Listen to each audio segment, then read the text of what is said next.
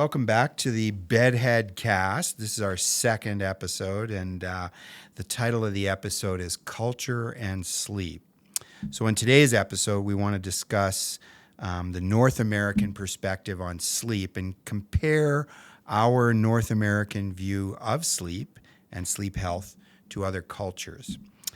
We plan to discuss how changes in your lifestyle, how you manage your sleep, and where you live can affect your sleep health and ultimately your mental health. So with that, I'm going to ask my good friend and colleague, Dr. Chris Gorman, to give us the word of the day, Chris. The word of the day, Yes. Chuck, Yeah? is journey. Ooh, okay. Are you going to explain that or am I? Should I do it? Well, I think you should. Okay. You always get me to do everything. Okay. I mean, I could do it, but it'd just be a little bit better. Yeah. And I've prepared. I think you've been practicing. Yeah, I'm you've I've prepared. practiced this. Okay. Yeah. So a journey. So the whole thing about choosing the word journey when we're thinking about culture and sleep is that a journey is traveling, and it can be traveling through time. It can be traveling through a distance or travel through thought.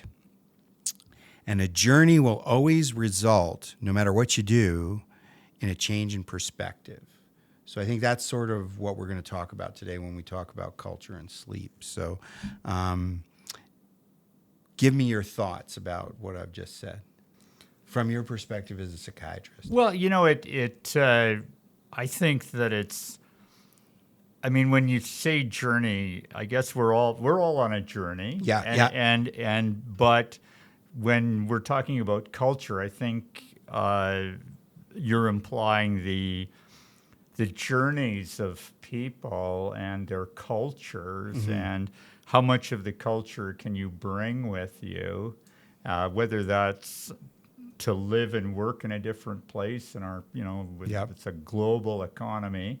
Yeah. And travel, and then the people that tragically have to journey because they're refugees. Yeah. Like they can't live in their own country anymore. Yeah, and you and I both see these people as patients. Right? Yes, exactly. So we have different stories, one, from your perspective, mental health, and then from my perspective, sleep. But so what I wanted to talk about is that generally speaking in North America, as we said in the first episode, we disregard the value of sleep and in terms of what it does for the brain and what it does for the body and whether we need it or not, because we have this general consensus that, sleep is kind of a waste of time. And for some people, they can survive without sleep and they get along and they, go about their day. But for optimal performance, which is your point about performing optimally, you need to get your sleep and you need to get your rest. Yeah, and I wonder if people who say that they're operating with less sleep, if tested, if they got more sleep, they would behave. It's sort of like a belief that, or this culture of, as we talked about last time with luxury. Yeah. Sleep is a luxury. The really valuable people don't get any sleep, and if people sleep too much, well, they're lazy, and that the opposite of that. Yeah, and I would say that, first of all, there's good evidence to suggest that if you take a group of people who aren't getting enough sleep, and the amount we need as adults is between 7 and 9 hours, and they're getting consistently 5 to 6 hours, which is common. Yep. So in North America, 30% of the population wander around with a 10 to 15 hour sleep debt per week, which is cumulative over time and impacts cognitive functioning, so memory and concentration and behavior, and then also physical functioning. So it would be, for instance, your strength, your endurance is affected by lack of sleep. So in other cultures, so I would pick, for instance, European culture, there is a higher value on sleep and rest and living life. And we have a much different one. So if you talk to people from France, they're always fascinated by, North Americans who are just working all the time. And, in France, they take pleasure in their summertime. Yeah. And we just keep working. And I can tell you from my perspective as a physician, when summer would come, I would actually work more because it was warm out and I felt better, and it wasn't minus 40 where I just wanted to get home at the end of the day. So I actually worked more Yep. because Yeah. I felt better, which is ridiculous. Yeah, and that's when you got into the rolling the cars. That's when I and that, started yes, rolling the exactly. cars That's what I and having remember. car accidents. Yeah, right. Yeah, it's interesting, that you would think the closer to nature that we are, the evolutionary aspects and close to nature, the Europeans are less close to nature in their, large cities and villages. Yep. They wanted to come to the new country to have all these open areas Yep. and land and all these things. But in fact, they're closer to nature by wisely getting enough sleep And looking after and we're themselves. so far. Yes, exactly. And we're so far away Yeah. from nature by saying it doesn't apply to us. So, help me out. I want to understand. You brought up the issue of, closeness to nature. So, how does that relate to mental health and sleep? Well, it's a great question because one of the things that I learned was that over the time that I've worked here, you have said a number of times you can't correct a sleep debt. And yet, myself, if I don't get enough sleep and I sleep a bit more the next night, I think that I've regained that. But from an evolution, like as you were pointing out, the reason that you can't correct the sleep debt apparently is that no other animal has to correct a sleep debt. Well, that's a good point. Yeah. So they don't. They don't because No. they don't ever think. They don't think about. I don't need Yes. less sleep Right. so I can work harder. Right. And it's all about this work culture. At the end of the Exactly. day, or productivity. It doesn't necessarily have to be work, but we're always feeling the need to be productive. Now with technology, we have other barriers to getting our rest and recovery. But I want to be clear. You can recover your sleep debt to some extent. Okay. But if you chronically are underslept over weeks and months, very difficult. Right. So Okay. a day to day, week to week, you could, but when you start stretching it out to month, no, you accumulate a debt that's very difficult to recover unless you make a very concerted effort. So shift workers will tell you that once they stop doing shift work, it could take upwards of 6 to 12 months to 2 years before they actually became normal again. Right. I Yeah? see. Yeah. And I mean, the other aspect of evolution is when I first went into psychiatry, I was very interested in winter depression. So what's seasonal affective disorder. And the connection with the animals was very clear. There are animals that have to hibernate because food supplies drop off, temperature levels go down, and so they're very sensitive to light, and they would then not only lower the energy expenditure, but also grow these coats, and we evolved. We didn't need a coat. No. So whenever they tested out light therapy and its effect on humans, it had no effect, but it did with animals until somebody, Norman Rosenthal, an old friend of mine, said that what if it's a lower amount of light, which would make sense. Yeah. It's still a light input, but we needed it. We needed a lower intensity, and then it shifted the melatonin levels, et cetera. Okay. And then it became clear. Norman Rosenthal grew up in South Africa, and he moved to Bethesda, Maryland, and it was shocking to him. The winters were terrible. He had no energy. Yeah. Sleeping all the time, and that's what got him interested focused in on yeah. this. And I would see topic. patients actually from the Middle East, and I would notice that moving to Calgary typically, Right. yeah, and you could see that transition from Calgary to up north to Fort Mac, et cetera, the higher prevalence of winter depression. As a psychiatrist, I mean, it's such an important part of my practice, looking at the different cultures, but as a sleep expert, tell me about your exposure to different cultures and the effect it has on sleep. Yeah, I have a wonderful story about a patient, an older Eastern European gentleman who I probably started seeing in 2015. He did not speak any English, and his daughter brought him in and did the interpretation, the interpreting for her father. He was in his 80s. He was a retired cardiac surgeon, and he was just a wonderful man. And at that time, both he and his wife, the daughter's mom, were living in Calgary. She had brought them over. And, you know, he was struggling with the transition to this life here in Canada, which was vastly different.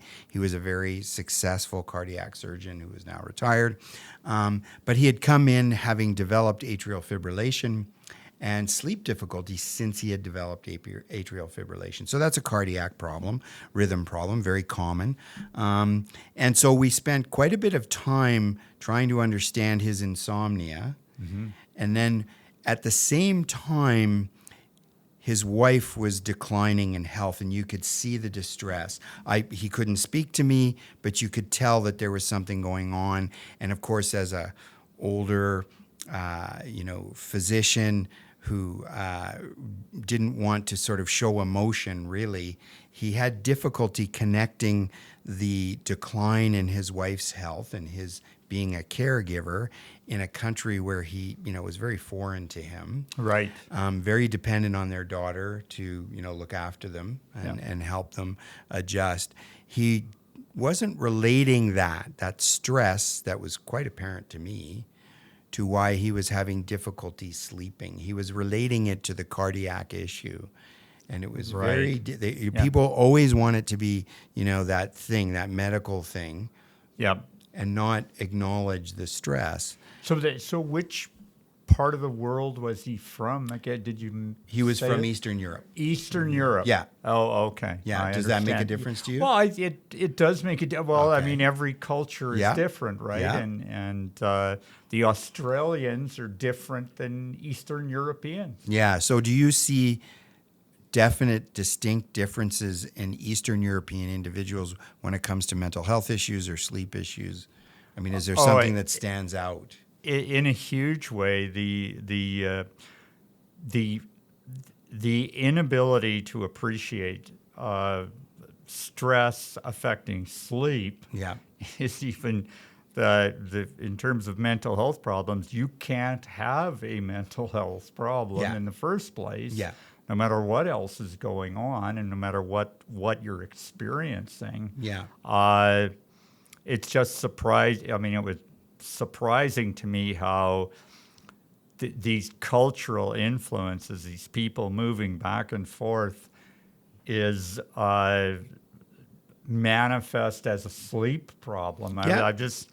And their inability to connect comes from the chronic state of stress that they experience in their environment, or if they're moving to a new country as an immigrant or from a war-torn country, which I see a fair bit of, and this is then PTSD. So there's a Right. very strong psychiatric component to it. And the thing about this gentleman was that I over the years, so that's 2015, we're 2023, is it? Yes. You sure? Yeah. Yeah, I'm I can't pretty remember. sure. And so, this is now 8 years, and I've seen him for, reassessment maybe every 3 to 5 years, and it's always something new or different, or he was doing well and then, had a slide back. It comes in with his daughter. And one of the saddest times was, I think the second time he came in, his wife had just passed away. Oh, So I he had see. been caregiving for her, and this might have been 3 or 5 years later. And so this was a big stress because there was a grief reaction. And I would have to talk to his daughter, who understood what I was saying, Yes. and would have to talk to her father about whether this was, important Yes, or yes, not. for sure. And of course, it is important. And you can't imagine the number of people I've seen who have lost family members, mothers losing children, not actually connecting that incredible event to why they're sitting in my office. So it's fascinating to me because people don't make those connections, and I think that's really important. It's always something else. No, I dealt with that, or I'll always ask. Do you think you've resolved your grief over that loss? Yes. Yeah. And often it's a shocking question for people because they don't really consider it. Yeah, I remember a colleague of mine years ago said something to me. I'd been in practice for a couple of years, and he said, well, it'd be impossible to be depressed or sad or grieving. Well, grieving is straightforward, but impossible to be sad or depressed without some loss. Yeah. There's always A loss of some kind. loss. Yeah. And people don't look at life that way. They don't think about loss. Exactly. So I think that's really important, and it certainly was important in this gentleman's, sort of trajectory now into his mid 80s, Yes. And late 80s. And he's just a good example for me of someone who came to a foreign country, unable to speak the language, and went through this trajectory. And his major stress was that he couldn't sleep. Yeah, and correct me if I'm wrong. If any patient sees me and they don't come back, there's two options. One, the more likely, I did something wrong, Which is very rare. I just want It is, everyone to know but that's just frequently highly enough. unlikely. Thankfully, Dr. Samuels doesn't monitor my appointments, and but the other, occasionally, it's psychiatry has been surprised by the person felt so well at the end of the interaction just from telling the their story. Exactly. They thought the treatment was over. Right. In many ways, it probably was. Or you're a long way further ahead. Yes, exactly. Yeah. And the point being, though, he kept coming back to you. So chances are this respect for his culture and also helping him adapt to our new culture was what was bringing him back. Yeah. He knew he had a place to go. Exactly. To talk about this.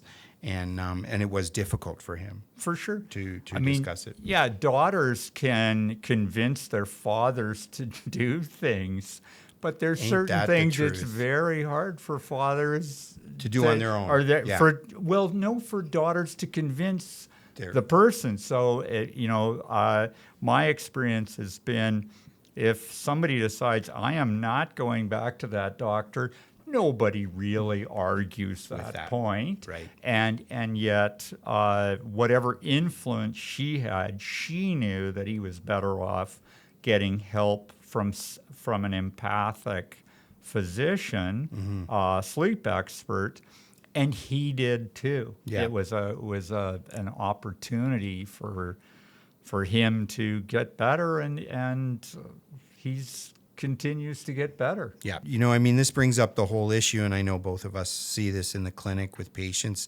that there's a sense of, connectedness that's been disrupted with the pandemic. So, I can't speak for Europe as much, but the culture tends to focus around family, I think, more than we do in North America. Way more. And the pandemic has actually removed us in many, many ways there's a a lack of reliance on being social, and how do you see that affecting people's mental health in general?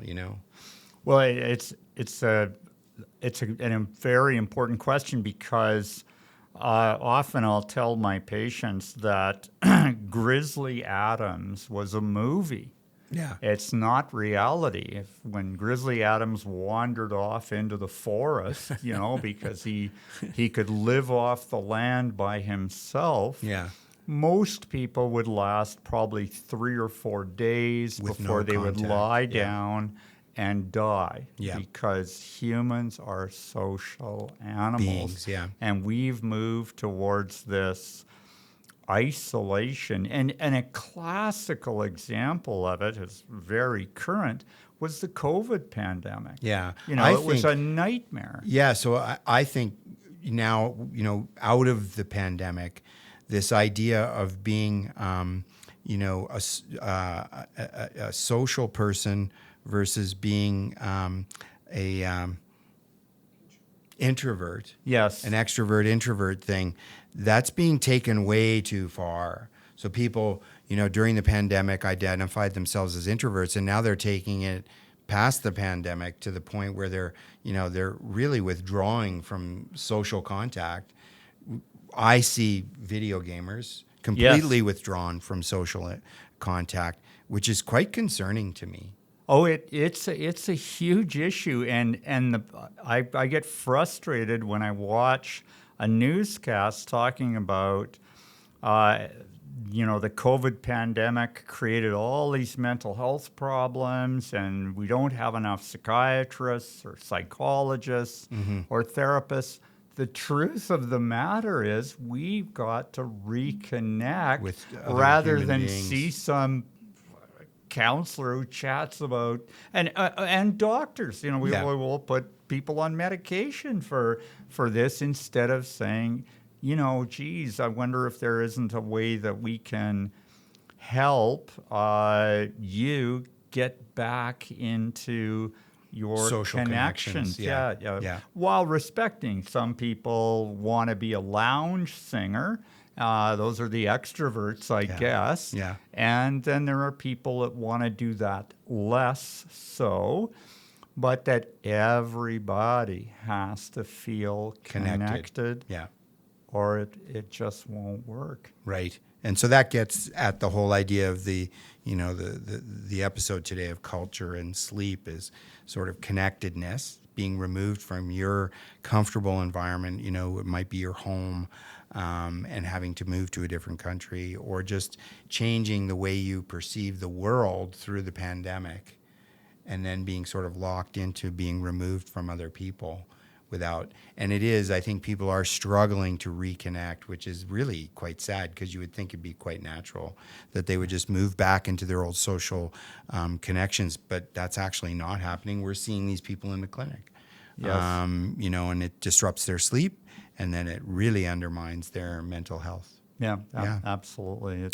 I guess it's maybe hard to get started, but Yeah. at least the message should be, out. Make the that effort. Make the effort. Yeah. Reach out. And there is a consequence to removing yourself. I think this is the thing. And, one of our missions is to make sure that people know, if you're not feeling well, you can get help with this stuff. And I think that's important for people to hear today from this episode. If you feel like you don't get enough sleep, and that means sort of 7 to 9 hours a night for most, adults, then add 30 minutes to your nights, and do that for about 1 to 2 weeks and see how you feel. You might be absolutely surprised. You should preferably add that sleep to the beginning of the night, not in the morning, but it doesn't matter. Any way you can add 30 minutes, that's awesome. And over 2 weeks, if you feel better, it's telling you need more sleep. So put your phone down and get your head to bed. Well, that's great. I mean, my 2 tips would be, the famous sad quote from Ellen Baker, a female astronaut. She said, "Give light and people will find the way.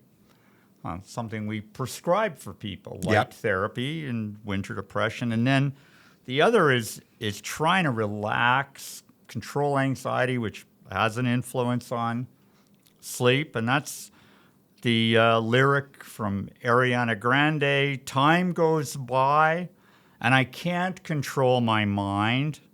Don't know what else to try, but you tell me every time. Breathing.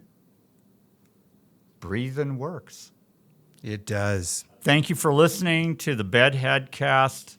Next episode, we're going to get manic about sleeplessness and get your head to bed. See you next time. See you next time. Hasta la vista, Jesus.